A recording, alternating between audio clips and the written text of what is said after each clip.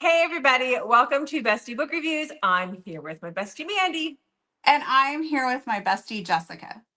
You know what I noticed? What? You're wearing a Christmas shirt and I'm wearing a Thanksgiving shirt. I noticed that when we got on earlier. hmm Okay, well, this is our November wrap up. So these are the top 5 books that we read, like our top 5 books from the month of November. We list them in order from 5 to 1.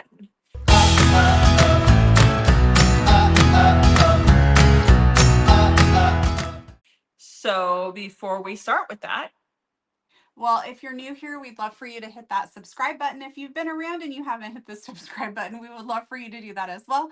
And like and comment, let us know how your November month was. What was the top Mhm. read you had? Anything that like royally disappointed you? Just tell us all the bookish things. Yeah, tell us all the stuff. So how was your November? My November, I read a lot, and I'm pretty sure What I is it? set a personal record. Okay, what did you do? I read 50 books in November. I think you had a month that was kind of close to that. I might have, I don't know. I'll have to go back and look. I should start Mm-hmm. keeping track of like the most books I've read. Mm-hmm. Mm-hmm. And how But many? What? only 10 of those were 5 stars. Usually my ratio is a lot higher than that. Yeah, yeah. Well, I read 41 in November, and out of those, I only had 4 5 stars. I had to go grab one of my 4.5s. So Okay. that made it easy. Kind of a little annoying. But yeah. Yeah. Okay. So let's talk about these. I don't know why. I just didn't have like the biggest ones, like the bestest in November. I don't. Okay, so book number 5 for me was my 4.5 star book. So that is Unexpected Delivery by Jillian West. So this is, oh, you guys can see my computer and everything. Oh, well, we're at work. Okay, so this is about Arbor. This is a Why Choose Omega verse. So Arbor is our heroine, and she is like ready to pop. She's big and prego. She's ready to go. And she is in a relationship that is very abusive, and so she has been trying to, so she's getting out of that relationship, and she has moved to a little tiny town in Maine. She has a friend who has helped her out, and she's staying at this, like, basically a shack. It's like this little cabin up there. They've given her a beater car, and she's trying to just trying to survive and stay off the radar so her ex doesn't find her.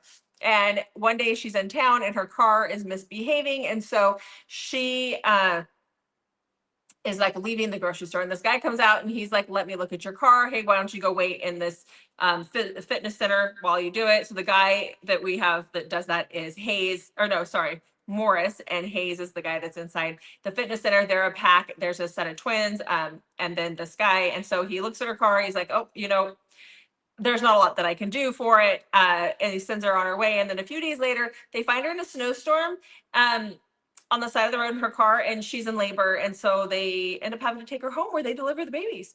So anyhow, I loved it.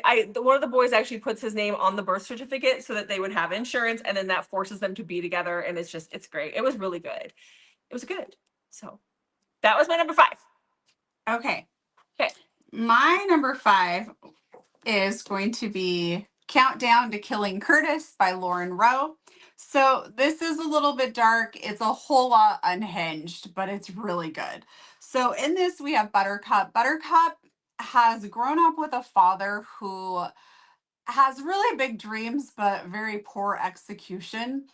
And he has left to go to Hollywood to make it big, and he promises to come back for her, and he never does. And so she lives with her mom, who her dad is kind of conditioned to believe is like dumber than a box of rocks and like that sort of thing. And so some things happen, and she starts taking drastic measures because she believes that she is destined to go to Hollywood and be the next like Marilyn Monroe, and she's going to be in a movie. And she has no problem with self confidence. Let's put it that way. So she ends up taking some drastic measures when some things happen in her life. And then she ends up in foster care. In foster care, she meets Wesley. And Wesley is about a year younger than her. So when she turns 18, she leaves for Hollywood. And Wesley says he will come join her later. In Hollywood, she meets Curtis on like the first day that she's there. Curtis owns a strip club and he's a movie producer, but of the porno variety. Well, they end up getting married. And then that kind of starts eventually the countdown to killing Curtis because things are not going Buttercup's way and no one stands in Buttercup's way when she wants something. So, again, super unhinged. Really, really enjoyed it. Cool. That's why it's number 5, obviously. Obviously. Yeah. So the number 4 book for me, believe it or not, nobody looked too shocked. It is a Christmas book. It's a novella, but it is Jolly and Jaded by DJ Krimmer. I really liked this one. And you guys know me, so you can see that his leg was amputated. And so maybe that's why. Okay. I just got a thing for those kinds of things. So anyhow, this is about Elsie and Grant. So she runs a coffee shop in this little town. She's just trying to survive. Her brother was killed about 5 years earlier, and her brother was Grant's best friend. And he was in an accident that killed him when they stopped on the side of the road to help Grant, who is our hero, who was in a motorcycle accident, and that's how he lost his leg.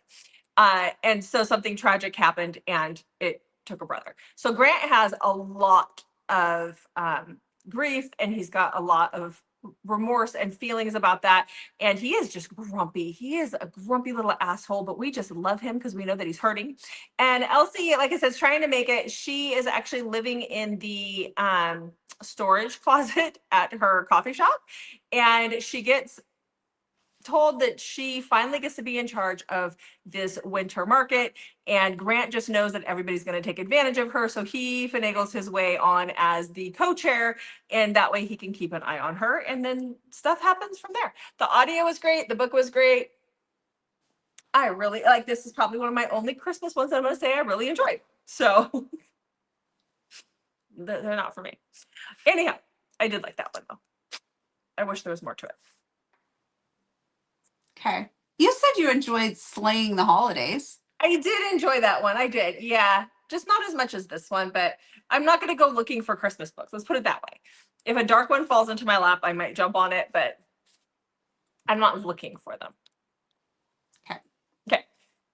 All right. So number 4 for me is If You Claim Me by Helena Hunting. This is part of the Toronto Terrors series. So in this one, we have Connor. Connor is, he's tortured. He's self-loathing. He's got some anger, and his parents are just not great people, but they're filthy rich. So Connor has grown up with a lot of money. His grandma, plus now he has a lot of hockey money as well. And him and his grandma are kind of the only ones in his family that he really connects with and feels like she sees who he really is. And so they have a very good, deep relationship. Well, Mildred is friends with some people in kind of this hockey circle. So she kind of knows Connor, but not really. She kind of just thinks he's an arrogant jerk, like the persona he puts out there for most people.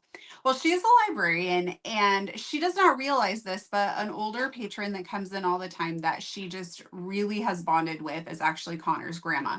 And Connor comes by to pick up some library books for his grandma because she's not able to come get them, and realizes who Mildred is. So Mildred, who's called Dread in the book, goes over there to visit his grandma a few times. And Mildred is also in a situation where her apartment, she owes a lot of money on back rent because of a mix up with her name.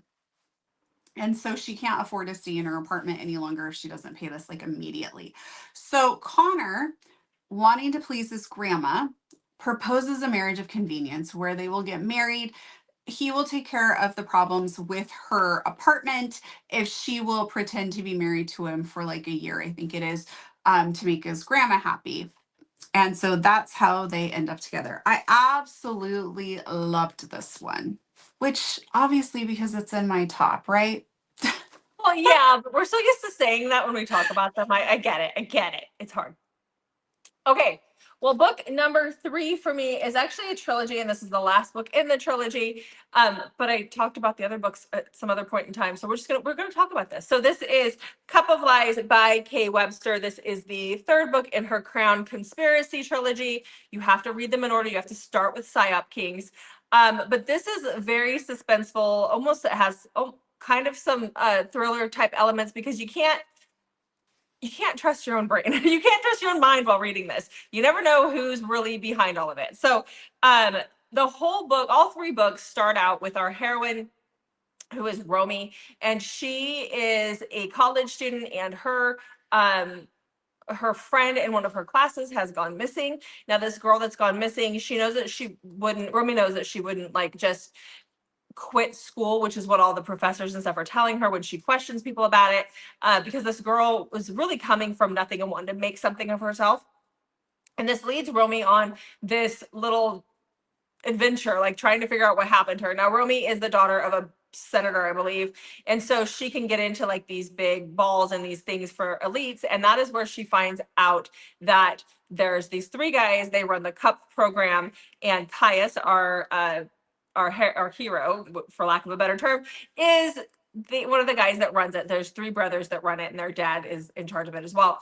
And they're basically what they do. It's like a brainwashing program where they brainwash people to like do what they want, as far as like they brainwash women to be these like perfect little Stepford wives to these big elite guys, or they'll brainwash somebody to like reprogram them to do what they want. And all these elites pay for it. Well, Romy has always said she can't trust her mind. She's dealt with some mental illness her whole life. And so one day she's at this ball, then the next day she wakes up at this house. She's kind of like in a little cage. Caius finds her, and he proceeds to tell her how she's his girlfriend. They've been together for years. Like, they're in love. And she doesn't know what's right and what's not. Like, she doesn't know, she just can't trust her own mind, basically. So that is the premise of all 3 books. The 3rd one was, I loved the 3rd one. It was so good. Go listen to them all. They're all out on audio now. Okay. Book number 3. Book number 3 for me. I would just like to point out my top 3 could all have been number 1. I just want to point that out. So Okay. It's I hate these. They're hard for me. Okay. So I did end up with Grimm by DJ Krimmer and Joe Arden in number 3. This is about Rue. Rue has a heart condition, and so she knows that her life is not going to be a long life. And Cain is a reaper, and he comes for her. And something happens when he comes to take her. There's some sort of connection between the 2 of them. And he's never felt like something like this before. And it's kind of thrown him for a loop. And so he decides to give her 9 more days. His superiors are not pleased about this, and it definitely complicates things a lot for him. But he goes ahead, he's done it. And now he's basically following Rue around while she lives out her last 9 days. And it sounds like it would be really depressing, but there's actually things in here that are there's a lot of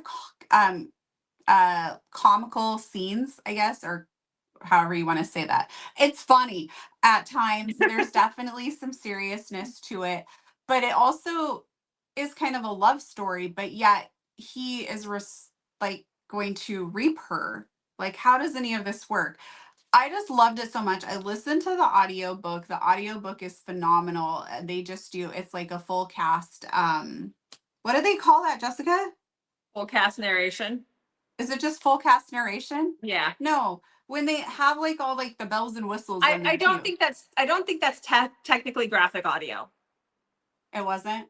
No, I think it's full cast narration, and they have like little things in there, but it's just really, really good to listen to. So if you're looking for a good audiobook, I would highly recommend it, or you can read it also, but the audiobook was just really good. The audiobook was so good. And if you love the Ravenhood series and Joe Arden in that series with a French accent, then you're getting it again. So that was great. So okay, so the book that landed in my number 2 spot is Mace by BJ Alpha. Have you read this yet? I have. Okay, so you don't have to plug your ears, right? No, I don't know. Okay, all right. Thank you. You're welcome. So this is book number 5 in the Storm series. This is the last book in her Storm series. This is, you can read it as a standalone though, but I think you get better enjoyment if you read all of them in order.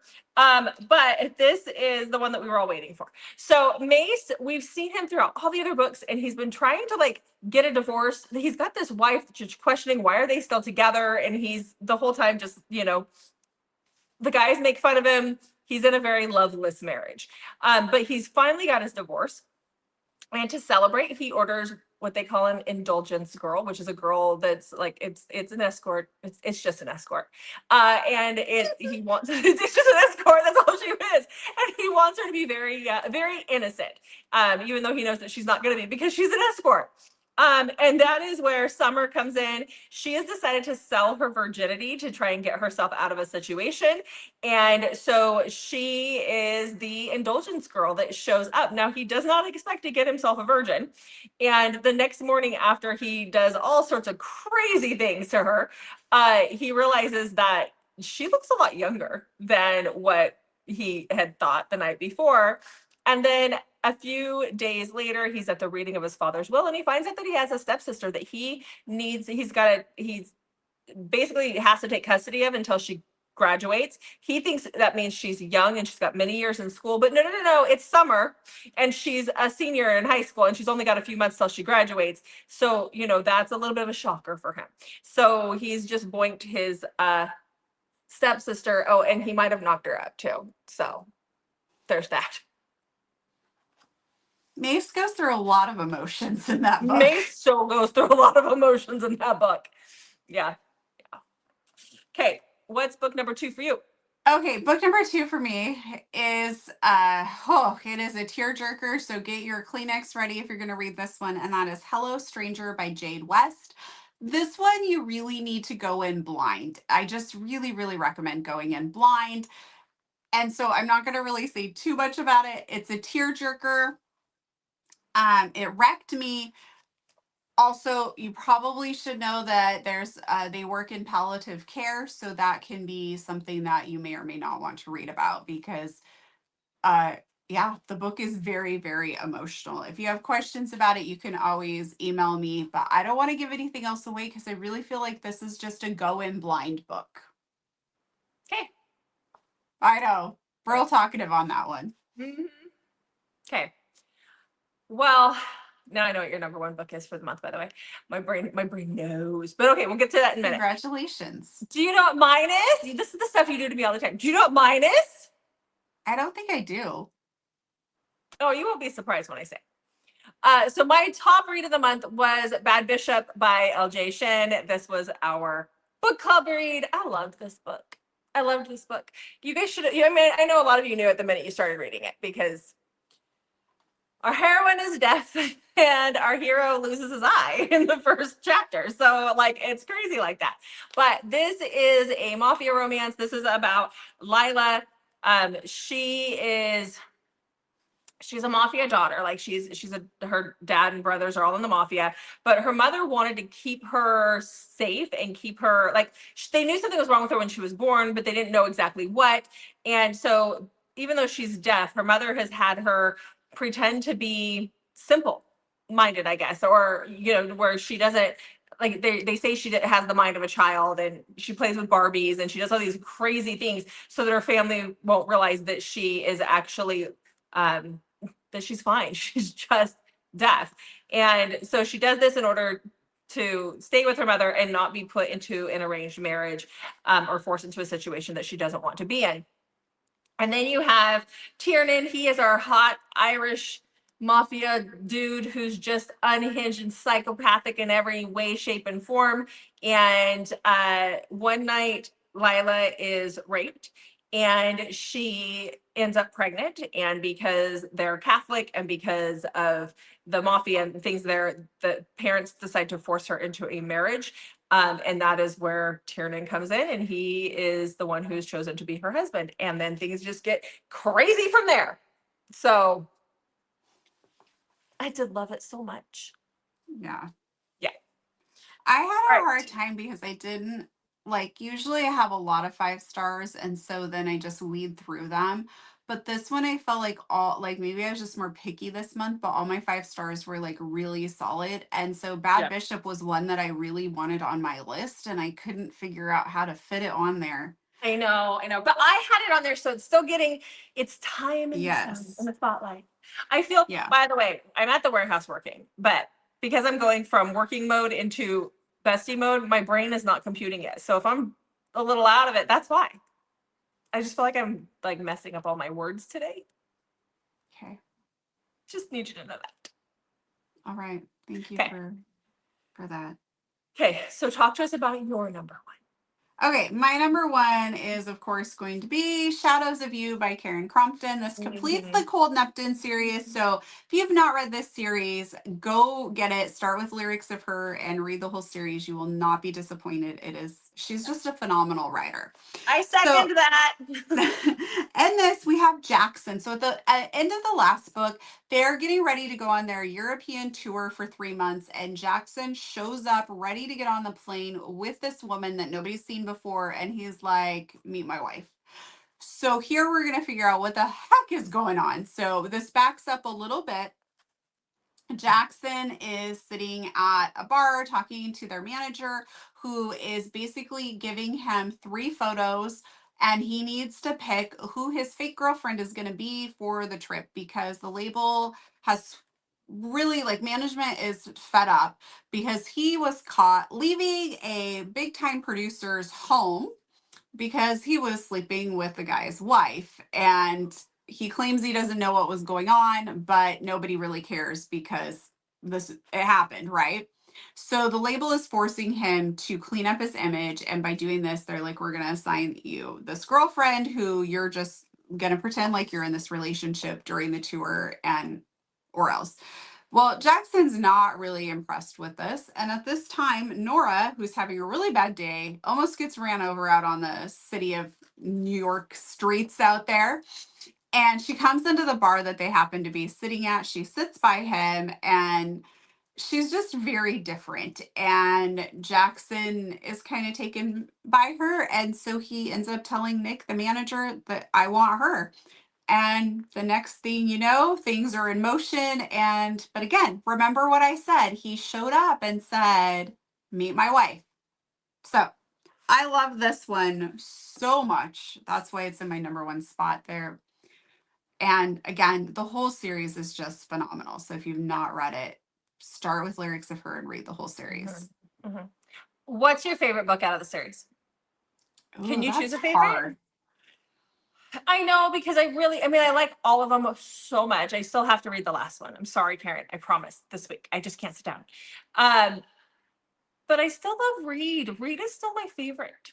The whole calm your tits tink thing is I just do stuck with me really for like years. Read. Oh, I don't know though, because each time when I don't think that I can rank them because I think I like them. I really like all of them equally. Mm-hmm. I just don't know that I could. But then I say that, and then I think about the second book. What's his name? My brain just short-circuited.